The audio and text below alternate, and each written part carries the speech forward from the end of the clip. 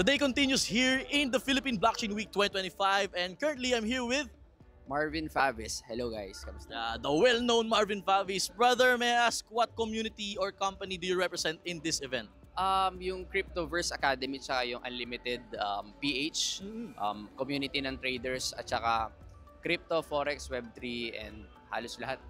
Yeah, that's why idol ka talaga, Eh. Kuya Marvin. Anyways, brother, may I ask kung ano yung reason bakit ang isang Marvin Favis ay umattend sa ganitong klase ng event?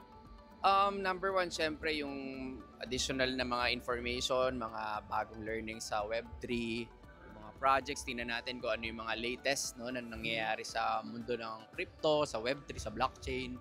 And of course, to meet din yung mga ibang tao, no? To network. Kasi importante rin yan, connections. Tama. Yeah. And how do you find this event so far? Nag-enjoy ka ba? Yeah, masaya yung event, no? Madaming tao. At saka maganda dito, hindi lang nila tinatap yung Web2, which is nakita ko may mga dancers dito, may mga artista, may mga crypto influencers. So, ano siya? Okay siya. Jump pack talaga. Jump pack talaga siya. Masaya yung event.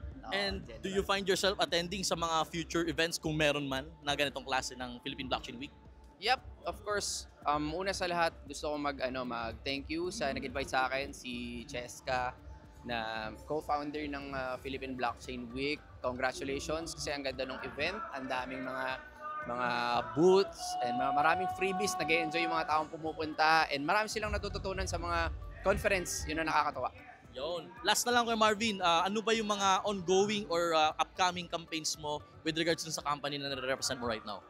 Well, ngayon kasi meron kami mga binubuo na mga automated trading kasi alam naman natin yung ibang tao busy. So may mga yun, binibid natin and then community natin which is Marvin Favis FX group. Yan, so nagpo-provide kami ng weekly free webinar sa mga tao na mga gustong matuto mag-trade, mag-crypto, and kung ano pang gusto nilang matutunan. Even AI, tinatap namin ngayon. Wow. So, kita-kita tayo sa mga social media accounts ko, Marvin Favis, TikTok, YouTube, and kung ano man. Yun, thank you very much kay Marvin and sana mag-enjoy ka pa dito sa event. Yep. Thank you.